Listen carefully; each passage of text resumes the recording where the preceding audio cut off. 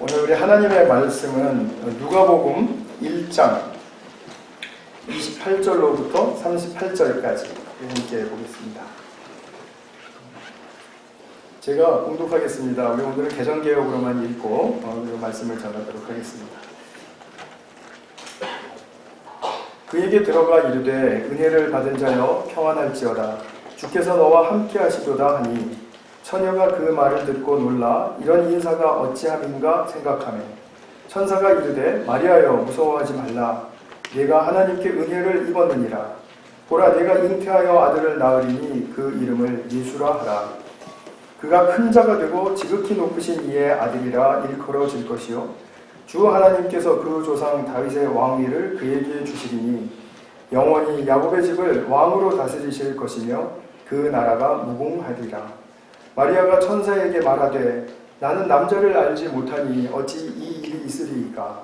천사가 대답하여 이르되 성령이 네게 임하시고 지극히 높으신 이의 능력이 너를 덮으시리니 이러므로 나실 바 거룩한 이는 하나님의 아들이라 일컬어지리라.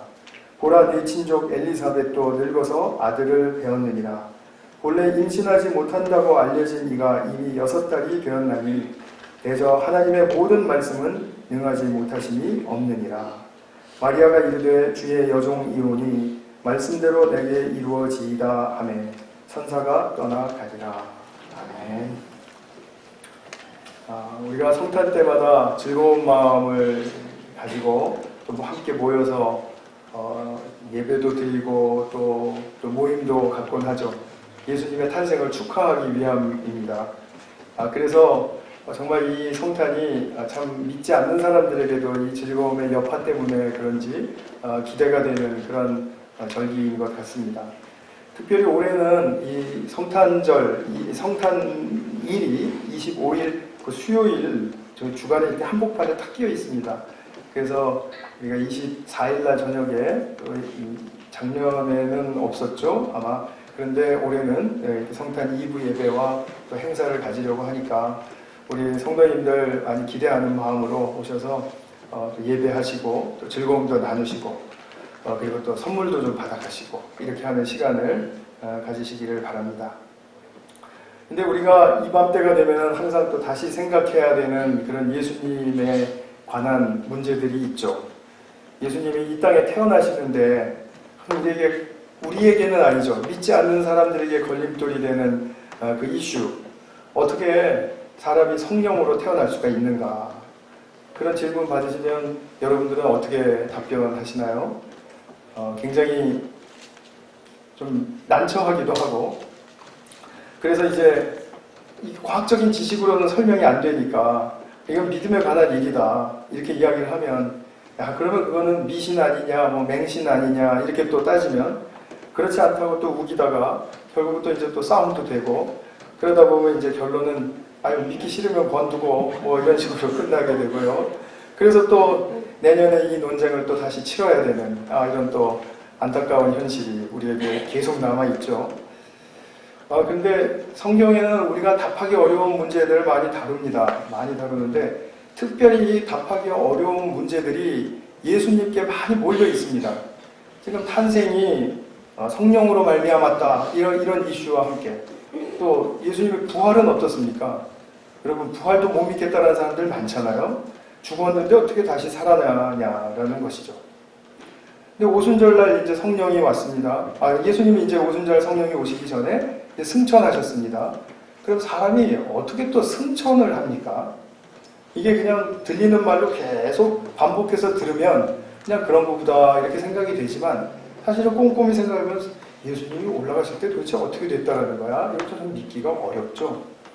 그 다음에 또 재림은 그렇습니다. 미래의 약속인데 이 미래의 약속에 주님이 다시 오신다라는 이 메시지가 얼마나 큰지 모릅니다. 그런데 주님께서 하여튼 삶의 이 굵직굵직한 단계마다 우리에게는 좀 묘연한 이슈들을 남겨주셔서 우리로 하여금 참 예수님에 대해서 알 것 같다가도 모르겠고 그래서 또 사람들 사이에 이런 문제로 말미암아 또 논쟁과 갈등도 많이 일어나고 이렇게 되는 것 같습니다.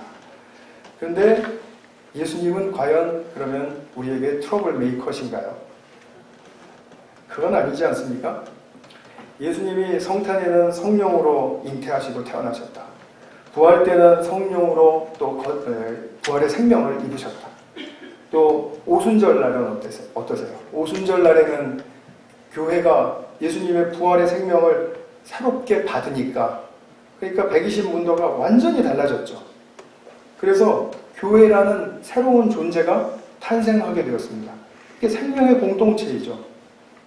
그리고 그 공동체에 들어오는 모든 사람들, 오늘날 2000년이 지나기까지, 오늘날에 이르기까지 우리들은 어떻습니까? 우리가 옛날 옛사람의 자연인으로 살다가 예수님을 믿게 되니까 하늘의 생명을 받아서 거듭나게 되는 생명의 역사를 또 경험하게 됐다라는 거죠. 이 모든 과정 속에서 공통적으로 주목해야 할 존재가 있죠. 그분이 누구십니까? 성령님이세요. 그래서 생명을 주시는 하나님의 이 이어지는 역사 속에서 주님의 탄생으로부터 오늘날의 이 거듭남의 이런 많은 일들이 일어나는 이 현장에 이르기까지 우리가 공통적으로 모든 단계 속에서 생명 주시는 분으로서 일하시는 분은 성령님이시다라는 사실을 우리가 보게 되죠. 이것이 바로 오늘 우리가 좀 같이 함께 생각하고 그리고 확신을 좀 가질 수 있는 그 수준까지 갔으면 하는 그런 바람으로 말씀을 나누게 되었습니다. 그래서 성령님께서 예수님에게 생명 주셔서 잉태하게 하시고 그 다음에 태어나게 하시는 그런 일로 말미암아 이 새 생명의 시대가 새롭게 열리게 되었다라는 이 큰 그림을 우리가 좀 함께 살피면 좋겠습니다. 먼저 우리가 오늘 본문을 좀 보시면은 30절에서 33절 사이에 이제 천사가 마리아에게 나타난 거죠. 그래서 하는 말씀이 내가 하나님의 은혜를 입었다. 그러면서 생뚱맞게 아들을 낳을 것이라고 그렇게 이야기를 해줍니다. 그리고 이름까지 지어주죠. 정말 당황스러웠겠죠.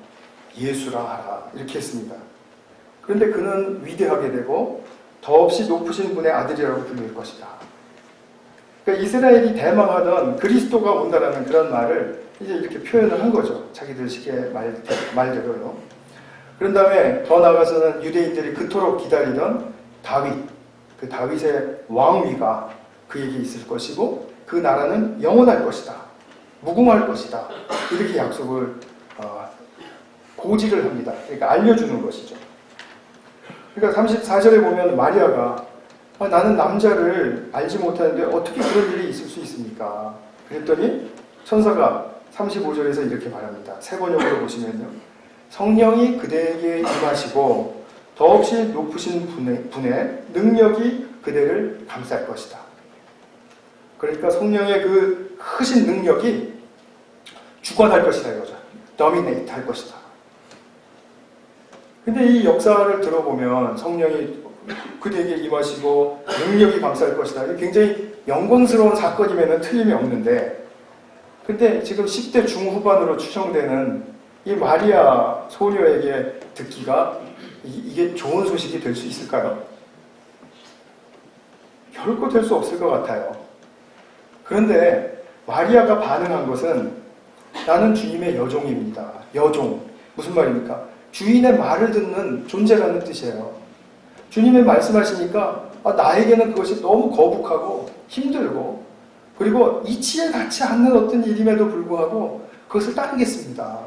그 여종임을 자기가 고백하는 것입니다. 그리고 당신 말씀대로 잘 그것이 이루어지기를 바란다고까지 이야기를 해요.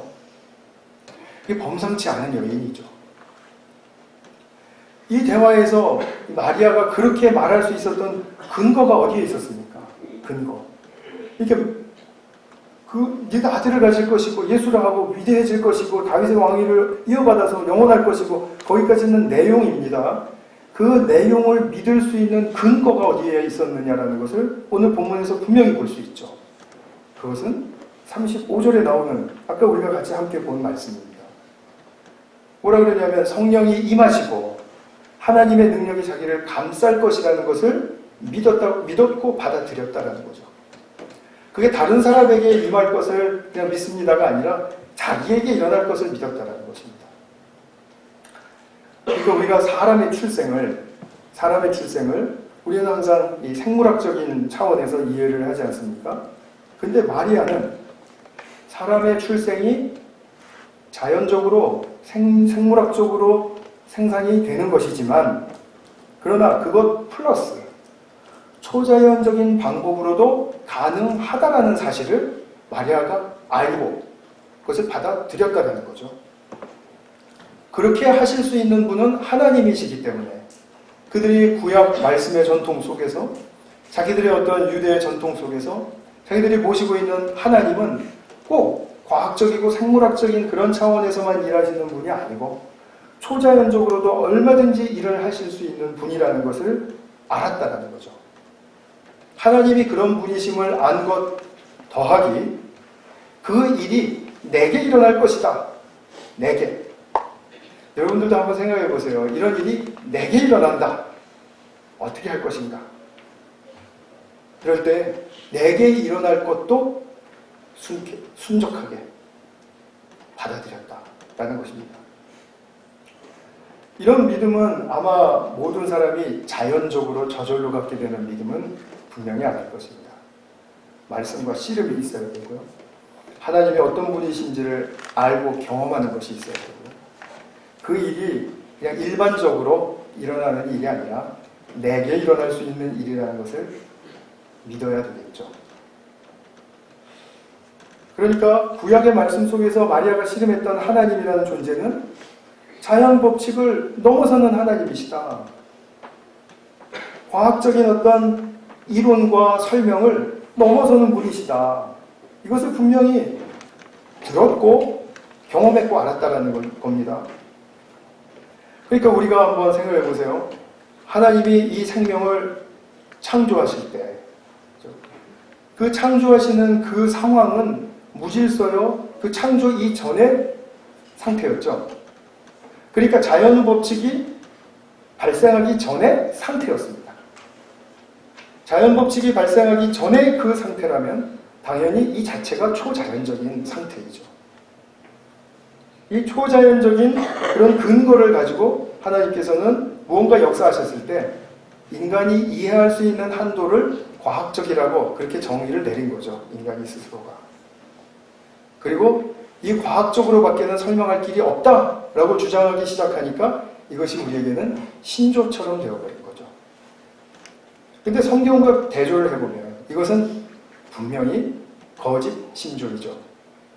왜냐하면 이 세상에 일어나는 일들은 과학적인 사실도 근본으로 하지만 초자연적인 그런 분명한 사건도 거기에 들어갈 수 있기 때문입니다. 그래서 예수님의 탄생부터 재림 후까지를 우리가 좀 보게 되면 사실 우리에게는 많은 그 생명 주시는 이 성령님의 역사가 창조 때부터 일어난 사건이라는 사실을 우리가 알 수가 있다는 것입니다. 제가 그림을 좀 같이 보면서 오늘 좀 말씀을 나누려고 합니다. 이제 역사의 어느 순간에 예수님의 탄생이 일어났습니다. 제가 별표를 표시를 했습니다. 예수님의 탄생이 무엇으로 말미암아 가능해졌죠? 성령 하나님이세요. 오늘 본문에 보시면 35절에 나온 말씀입니다. 그리고 예수님이 이제 일반적인 우리와 같은 삶을 사시다가 이제 공생애로 들어가실 때 침례를 받으시죠. 침례를 받으실 때 누가 임하셨죠? 성령님이 임하셨죠. 그래서 침례 때 성령님이 임하신 사건을 마태복음에서 누가복음에서 이렇게 증거를 해줍니다. 그 다음에 죽으신 후에 부활하셨죠. 제가 아까도 앞서서 말씀드린 바입니다. 부활하실 때 이것이 누구에 의해서 일어난 일입니까? 로마서 1장 4절에 보면 성령으로 말미암아 부활하게 되셨다라는 것을 사도 바울이 선언해요. 그러니까 이 부활도 성령으로 말미암아 일어난 일입니다. 잘 따라오고 계시죠? 네. 부활하신 후에 예수님 승천하셨습니다. 승천하신 것에 분명히 성령의 역사가 있었을 겁니다. 그러나 성경은 좀 구체적으로 이렇게 이야기해 주는 부분은 없어 보이는데 그 문맥을 보면 이건 당연히 성령의 도우심의 역사 속에서 일어나는 일이죠. 그런 다음에 열흘이 지난 다음에 성령이 임하셨죠. 이 성령이 임하셔서 무엇을 태어나게 하셨죠? 아까 말씀드렸죠? 교회 탄생입니다. 교회는 조직으로 탄생한 게 아니라 생명체로 탄생을 한 것입니다. 그래서 유기적인 생명을 가진 이 생명의 공동체라는 사실로 먼저 교회를 인식하시는 것은 너무나 마땅한 일입니다.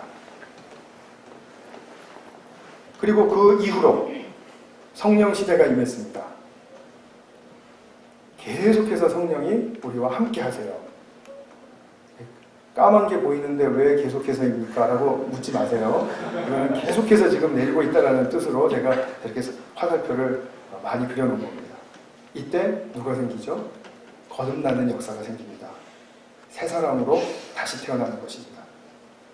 그리고 난 후에 이 세상에 어느 날 끝이 오죠. 끝이 오는 때는 예수님이 오실 때이죠. 이 오실 때 어떤 일이 일어납니까?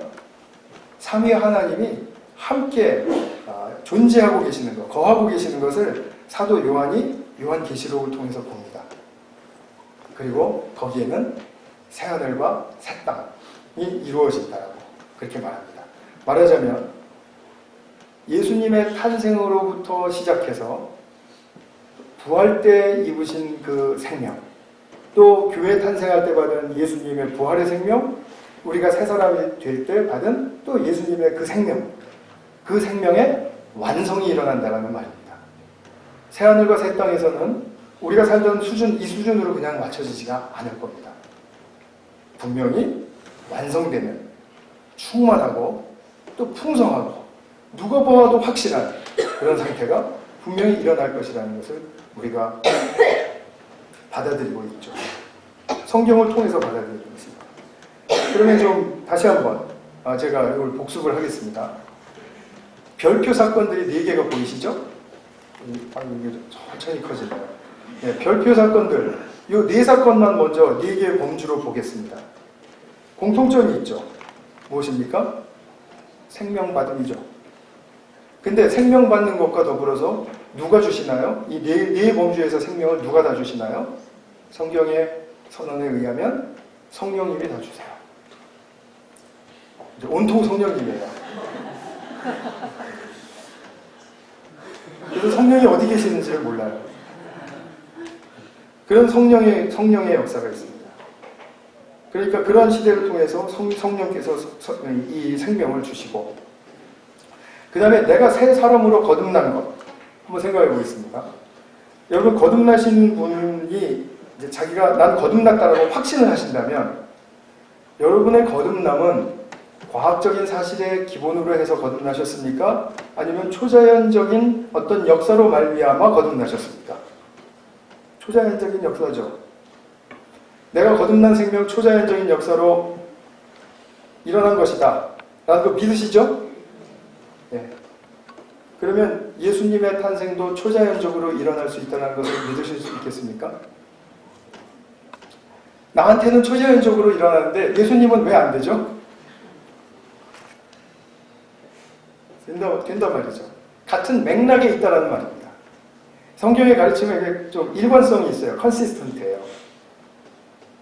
그래서 이 믿음의 기초 위에 새하늘과 새 땅의 위대한 생명의 완성을 우리가 실제로 소망하고 기대할 수 있는데, 그것은 왜 그렇습니까? 계속해서 성령께서 우리에게 생명 주시는 역사를 그치지 않고 있고, 그것이 예수님 한 분에게서 그치지 않고 교회로, 교회 그 당대의 교회에서 그치지 않고 그 다음 때의 교회로, 또 그 다음 때, 그래서 2000년 동안 우리에게 이르기까지 또 앞으로도 거듭남의 역사는 분명히 일어날 것이다. 새 생명의 역사는 분명히 일어날 것이다. 이것을 보게 되면 성경은 이것에 어떤 분명한 끝날이 있을 것을 또한 이야기하고 있기 때문에 우리는 당연히 이 생명 주심의 역사는 시작으로부터 끝나는 때가 있다. 완성되는 때가 있다. 이것을 믿을 수가 있죠. 그래서 이건 이제 계속 넘어가면 됩니다. 이거 제가 다 말로 설명을 드렸습니다. 혹시 이거 또 보고 싶으신 분은 제가 오늘 이 슬라이드 카피해서 데스크에다 놔뒀으니까 이 도표랑 같이 가져가셔서 집에서 다시 한번 보시면 되겠습니다. 이제는 제가 방송부에 넘기겠습니다. 잘 썼습니다. 그러면 예수 안에서 우리가 새 사람 되는 것이 중요하죠. 새 사람임을 자각하고 새 사람이 되어가는 과정이 중요하죠. 성령으로 말미암아 우리는 이 일이 일어나고 있다는 사실을 알고 있습니다. 이 생명 주심의 역사 속에서 창조 때 생명 주심과 무관하지 않다고 앞서서 말씀드렸죠. 이미 그때 생명 주시는 성령은 이 세상이 지어지기 전에, 창조되기 전에 무질서하고 정말 공허한 그런 상태를 품고 계셨거든요. 그래서 창세기 1장 2절에 보면 하나님의 영이 수면 위를 운행하셨다. 이 말은 그 무질서한 창조 이전의 상태를 품고 계셨다는 뜻입니다. 근데 성령이 그 상태를 품고 계시니까 무슨 일이 일어나죠? 그 다음에 하나님의 말씀이 선포되니까 그 말씀대로 생명체들이 창조가 되는 것입니다. 그 창조가 되는 그 사건, 이미 초자연적인 사실에 근거해서 발생한 그 창조의 사건이 계속해서 면면이 역사 속에서 지금까지 흘러왔던 것이죠. 그래서 구약 성경을 보더라도 하나님이 생명 주시는 역사는 계속 그치지 않고 종종 일어나는 것을 우리는 너무나도 분명하게 볼 수가 있습니다. 대표적으로 에스겔서 37장 같은 데 보면 이제 마른 뼈가 이제 골짜기에 가득했죠. 마른 뼈라는 것은 죽은 존재들이라는 뜻이죠. 근데 거기에 성령의 바람이 불었습니다. 그래서 성령의 바람이 부니까 이 성령의 생명 주심에 의해서 살이 돋고 근육이 생기고 그 다음에 막 뼈다귀들이 막 더덕더덕 하더니 막 이렇게 붙고요. 그래서 살아있는 존재가 되었다라는 거죠. 이런 것들이 그냥 동화적으로 우리가 보도록 만들어주신 것이 아니라 이것은 성령께서 늘 생명 주시는 역사를 창조 이전부터 가져왔던 계획의 실현이다 라는 사실을 우리에게 하나님의 계시로서 보여주는 것입니다. 그렇다면 하나님께서 성령으로 말미암아 인간 예수가 이 땅에 존재할 수 있게 한 이 크리스마스의 사건은 우리 모두가 다 오늘날 이 새 생명을 받는 구속의 역사를 여는 첫 단추가 되는 거죠. 누가 시작했습니까? 요셉과 마리아가 시작한 게 아니라 성령께서 시작하셨다는 말을 하고 싶으신 것입니다. 그래서 예수의 탄생으로부터 죽음 후 부활, 그리고 오순절날 교회의 탄생, 성도의 거듭난 이런 모든 생명 주심의 역사는 한 유니트의 사건으로 보시는 것이 확실해요. 좀 제가 어려운 표현 썼으니까 한 유니트로 보시라는 말은 이것에 뭐가 하나가 어긋나도 그 유니트에 하자가 생긴다는 말씀이에요. 그러니까 예를 들어서 나는 초자연적인 그런 은혜에 의해서 거듭났는데 예수님은 성령으로 잉태되실 수가 없지. 만약에 이렇게 믿는다면 이것은 주님이 일관적으로 행하시는 그 구속의 역사, 이미 또 그것을 위해서 창조 이전부터 역사하셨던 생명의 역사의 그 흐름을 딱 내재해 끊어버리는 일이 되어버린다는 거죠. 제가 지금 최고로 쉽게 설명하고 있는데 최고로 어렵게 들리시는 분이 없기를 바랍니다. 그래서 우리가 이 초자연적인 탄생의 사실 위에 창조주 하나님은 그날로부터 창조 때로부터 생명 주시고자 하는 목적을 가지고 구약을 통해서 신약을 통해서 이제 앞으로 새하늘과 새 땅에 이르기까지 거기까지 우리는 나아갈 수 있다는 거죠. 아직도 과학적인 사실이 아니기 때문에 좀 이상하다라고 생각하시는 분들을 위해서 한 가지 사실만 제가 더 첨언하겠습니다. 이 세상이 모두 다 과학적으로 설명될 수 없다는 건 다 이제 아실 텐데요. 그러나 그럼에도 불구하고 이게 아까 말씀드렸듯이 이 과학적인 이 이치가 신조가 되어 있기 때문에 우리의 믿음이 되어 버렸기 때문에 이게 깨트리기가 참 쉽지가 않아요. 그래서 이 과학적인 이론과 이치를 설명하는 이 차원에서 잠깐 좀 벗어나려고 이렇게 안내를 해드리려고 하다 보니까 그 차원이 없는 거예요. 그런데 우리가 성경을 열심히 보고 성경을 열심히 깨닫고 그리고 성경의 메시지 속에서 하나님이 이런 일을 하시는구나 하는 것을 우리가 이제 일단 그걸 사실로 받아들였을 때, 그러니까 성경에 나와 있는 모든 사건들을 역사적인 사실로 받아들였을 때, 물론 초자연적인 성격을 갖습니다. 초자연적인 그런 역사적인 사실로 받아들였을 때 이것을 과학적인 프리즘을 통해서 설명하지 말고 하나님께서 생명 주신다라는 그런 성경적이고 신학적인 프리즘을 가지고 비춰서 보면 그럼 이해가 되지 않을 수가 또 없는 것이 저는 사실이라고 봐요. 우리에게는 과학만 있는 게 아닙니다. 우리에게는 초자연도 있고 하나님이 허락하신 성경적이고 신학적인 그런 분명한 프리즘이 우리 안에 있는 것입니다.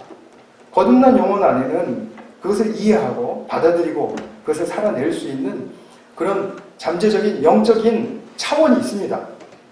그것을 자꾸 과학적인 프리즘에다가 갖다 끼워 맞추고 같이 혼용하시지 말라 이 말이죠. 어렵죠. 근데 이렇게 하면 쉽습니다. 제가 설교 준비를 하면서 제가 딱 들어왔던 생각이 뭐냐면 이렇게 창조 때로부터 새하늘과 새 땅에 이르기까지 하나님의 성령이 생명 주심의 역사에 대해서 일관적으로 행하고 계신다면 예수님이 요셉과 마리아 사이에서 태어났다고 만약에 그렇다면 그것이 사실이라면 이게 진짜 그게 더 믿어지지 않을 일이다. 일관성을 깨도 그렇게 깨실 수는 없잖아요. 우리 구속의 역사에 가장 중요한 구속의 주가 되시는 예수님이 성령으로 말미암아 태어나시지 못했다라고 이게 믿어지지 않는다라고 말하고 태어난 것을 거부한다고 말한다면 그럼 그것처럼 하나님의 구속의 역사에 흠집을 내는 그런 것이 없겠다 라는 생각이 들었어요. 이제 우리가 성령의 생명 주심의 역사를 이렇게 쫙 큰 그림을 가지고 보게 되면 그리고 그것이 오늘날 우리에게도 계속해서 이 생명 주심의 차원에서 우리의 역사가 흘러가고 있다면 그러면 우리 모두는 새하늘과 새 땅에서의 이 생명의 완성을 더 가까이 더 선명하게 이해하고 그리고 기대할 수 있겠죠. 소망할 수 있겠다라는 그런 말씀이죠. 그래서 예수님의 탄생을 시작으로 한 이 구속사, 구원의 역사는 현재 이 수준에서 결코 끝날 수가 없다라는 것을 보게 됩니다. 성도가 새하늘과 새 땅을 향해서 나아갈 때 두 가지 믿음이 필요합니다. 크게 두 가지 믿음입니다. 첫 번째로는 먼저 마리아와 같이 생명 주시는 성령의 역사, 생명의 그 존재를 가능케 하시는 성령의 역사를 믿는 것이고요. 그 다음에 두 번째로는 그 생명을 하나님의 뜻에 따라서 합당하게 잘 살아내신 예수님께서 나의 본이 되신다. 그래서 나는 그분을 따라가면 된다. 라는 그 믿음. 그 두 가지 믿음이 우리 성도들에게는 꼭 필요한 것이죠. 2019년도 성탄절을 맞아서 예수님을 탄생하게 하신 이 성령의 역사가 오늘날 우리에게 거듭나지 않은 분이 있다면 거듭나게 하고 또 거듭난 분이 있다면 또 생명으로 새롭게 하고 하는 그런 거듭남과 새로움의 역사 속에서 우리가 새하늘과 새 땅에 대한 소망을 더욱더 견고히 붙들 수 있는 그런 축복의 주님의 자녀들 되시기를 바랍니다. 지금 이 시간에는 우리 성가대가 이제 올라와서 찬양을 할 텐데요. 제가 좀 짧게라도 우리 성가대와 좀 우리 말씀을 위해서 기도하고 내려가도록 하겠습니다. 하나님 아버지 감사합니다. 2019년도 이 성탄을 맞아서 성령께서 생명 주심의 역사를 우리가 한번 살펴보았습니다. 주님께서 함께 하시는 이 생명의 계속되는 부요한 역사 속에서 우리 모두가 다 새하늘과 새 땅을 향한 소망을 같이 함께 붙들고 하나님의 역사로 나아갈 수 있는 축복이 우리 공동체 또 여기 참여한 모든 주님의 백성들의 삶 위에 넘치도록 채워지게 하여 주시옵소서. 우리 성가대가 준비한 이제 찬양을 드리려고 합니다. 우리 성가대원 한 사람 한 사람에게 임하시는 성령의 역사, 또 지휘자님과 또 우리 반주자님들 모두에게 임하시는 크신 축복의 역사가 오늘 우리 모두에게 찬양을 통해서 나누어질 수 있도록 함께하여 주시옵소서. 우리 구주 예수 그리스도의 이름으로 기도하였습니다. 아멘.